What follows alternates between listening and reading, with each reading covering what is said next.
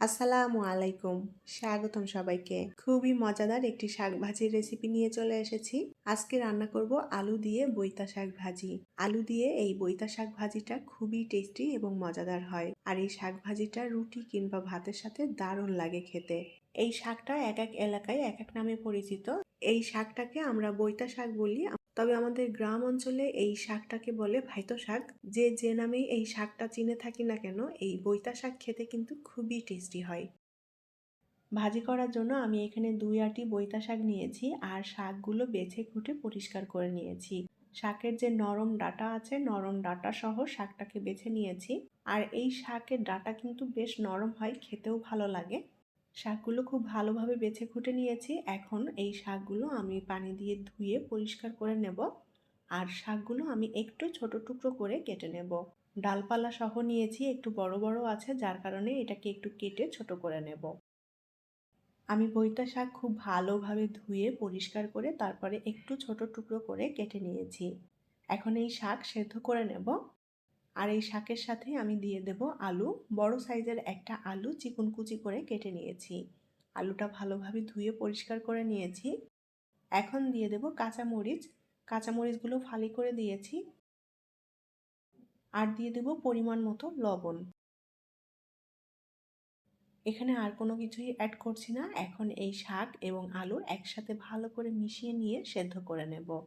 এখানে কোনো পানি দিতে হবে না। শাক থেকে যে পানি বের হবে এই পানিতেই আলু এবং শাক সুন্দর মতো সেদ্ধ হয়ে যাবে। জাস্ট একটু উল্টাপাল্টা করে নেড়েচেড়ে দিতে হবে। শাক অনেকটাই কমে গিয়েছে আর শাক থেকে পানি বের হয়েছে অনেকখানি। এই পানিটা টানিয়ে একদম শুকনো করে নেব। আমি শাকটা ঢেকে দেব না, না ঢেকেই সেদ্ধ করে নেব। সবুজ শাক ঢেকে দিলে কালারটা চেঞ্জ হয়ে যায়, দেখতে ভালো লাগে না। আমি মিডিয়াম আঁচে শাকটাকে সেদ্ধ করে নিচ্ছি আর বারে বারে একটু নেড়ে দিতে হবে যেন তলে লেগে পুড়ে না যায়। পানিটা টেনে গিয়েছে, যার কারণে ভালোভাবে নেড়ে চেড়ে দিতে হবে। শাক আলু সুন্দর মতো কিন্তু সেদ্ধ হয়ে গিয়েছে। এখন এই শাকটা আমি বাগার দেব। চুলায় একটা প্যান বসিয়ে দিয়েছি। এখন এই প্যানে আমি পরিমাণ মতো করে সরিষার তেল দিয়ে দেব।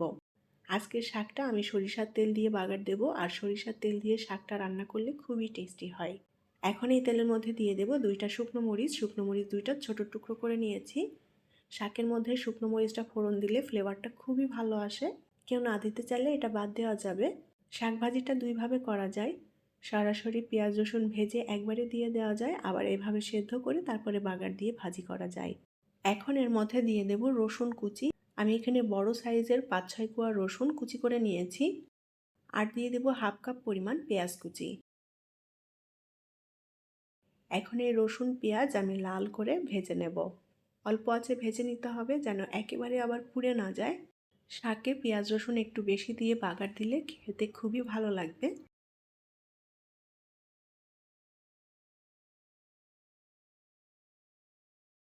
অল্প আঁচে ভালো করে নেড়েচেড়ে পেঁয়াজ রসুন লাল করে ভেজে নিয়েছি। এখন এর মধ্যে সেদ্ধ করা শাক দিয়ে দেব। অনেকে শাক ভাজিতে হলুদ ব্যবহার করে, আমি শাক ভাজিতে কখনো হলুদটা দেই না। যারা শাকে হলুদ ব্যবহার করতে চান অল্প পরিমাণে দিতে পারেন। খুব সুন্দর করে নেড়েচেড়ে ভাজা পেঁয়াজ রসুন শাকের সাথে মিশিয়ে নেব। চুলার আঁচ অল্প রাখতে হবে, অল্প আঁচে ভেজে নেব শাকটা। শাক এখন খুব বেশি ভাজবো না, জাস্ট 2 মিনিটের মতো নাড়াচাড়া করে ভেজে নেব। বাগার দেওয়ার পর শাকটা বেশিক্ষণ ভাজলে শাকের টেস্টটা নষ্ট হয়ে যাবে। সুন্দর করে নেড়েচেড়ে শাকটা ভেজে নিয়েছি আর শাকটা কিন্তু অনেকটা ঝরঝরে হয়েছে। আলু দিয়ে বইতা শাক ভাজিটা পুরোপুরি কমপ্লিট। এখন এটা নামিয়ে পরিবেশন করব। তৈরি হয়ে গেল দারুণ সুস্বাদু এবং মজাদার আলু দিয়ে বইতা শাক ভাজি। এই বইতা শাক ভাজিটি রুটি কিংবা ভাতের সাথে দারুণ লাগে খেতে। আমি খুবই সহজভাবে আজকের এই শাক ভাজি আপনাদের সাথে শেয়ার করেছি। আশা করছি আপনাদের ভালো লেগেছে।